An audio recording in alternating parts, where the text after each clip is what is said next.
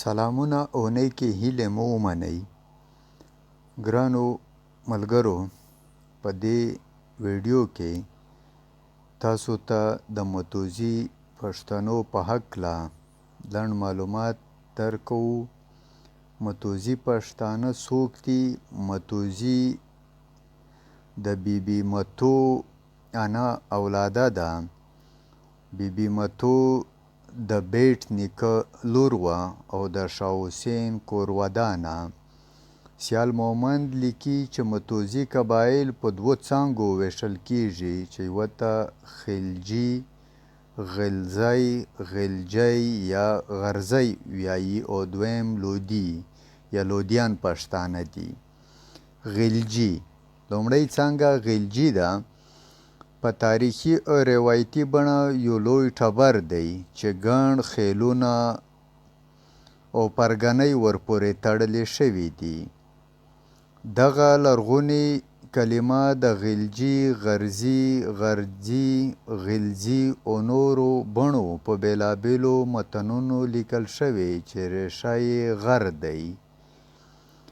د غره له کلمې سره په تړاو ډېر نومونه په زړو او اوسنیو متنونو کې تر سترګو کېږي، لکه غورګر، غوري، غوربند، ګیري، غردیس یا ګردیز، غرجه، لرګر، لوی غر، لویګر، چاغوري، غورک، غوریاخیل، د هند غوري، غرچه، غورماچ، غوریات، پیشغور، ساغر، سپینغر، سوریغر، تورغر او نور. د غلجیانو ټبر هم له همدې نوم سره په تړاو کې دومره مشهور دی چې ان د احمدشاه بابا په مهال هم ټولو هغو خیلونو او پښتنو ته چې کرلاني او دوراني نه وو دغه نوم استعمال شوی دی. ځینې څېړونکي د غوریانو لړۍ ملک شنسب ته رسوي.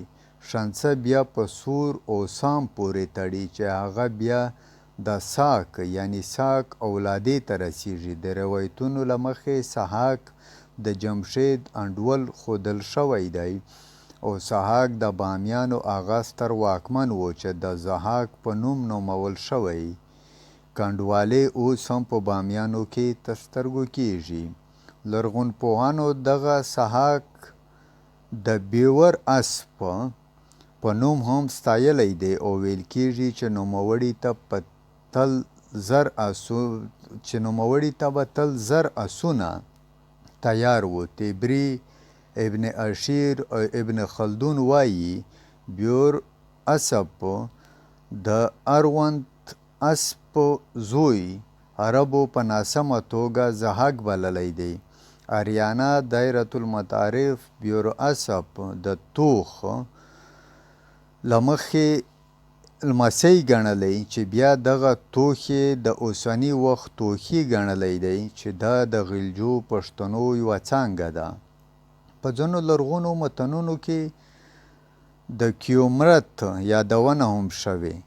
له دوی سره په تړاو کې ویل کېږي چې د شپون باچا په معنا دی او په سغپانه کې یو انځور هم تر ګوتو شوی چې له انسان او غویي څخه جوړ دی. یو شمېر تذکره لیکونکو لکه محمد قاسم فرشته، ابن خرداد، ابراهیم محمد استخري، د خوارزمي زوی محمد منارسکي او یو شمېر نورو په ناسمه څرګندونو داسې څه لیکلي وو چې علمي بڼه یې نه لرله، خو اوسنیو علمي څېړنو ورته د پای ټکی ایښی او تېرې تېروتنې یې کره یا سمې کړي دي. تاریخ وښوده چې غلجیانو پښتنو نه یوازې په افغانستان کې واک درلود بلکې د ملتان لودیانو څلورمې او پنځمې پېړۍ په شاوخوا کې او په هندوستان کې له 691 نه نیولې تر 720 هجري پورې چې پلازمینه یې د ډیلي ښار و غلجیو پاچاهانو واک چلولی دی. ایډورډ ټامس په 1871 کال یو کتاب په لندن کې خپور کړی دی او څرګنده کړې یې ده چې له 1200 زیږدیز نه واخله تر 1566 زیږدیز پورې پټانانو یعنی افغانانو په ډیلي حکومت کړی دی.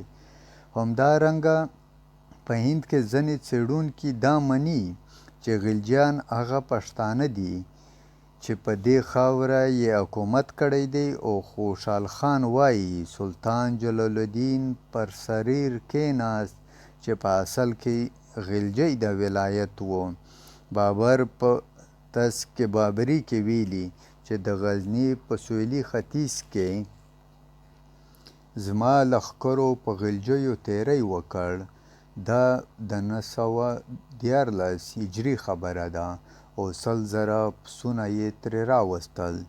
له یادو شوو څرګندونو څخه دې پایلې ته رسېږو چې غلجیان د افغانستان هغه لرغونی توکم دی چې توماشک هم د دې ټبر ریښه ګر څخه اخیستې او یو اریایي کلمه یې بولي چې د غرزي په معنا دی.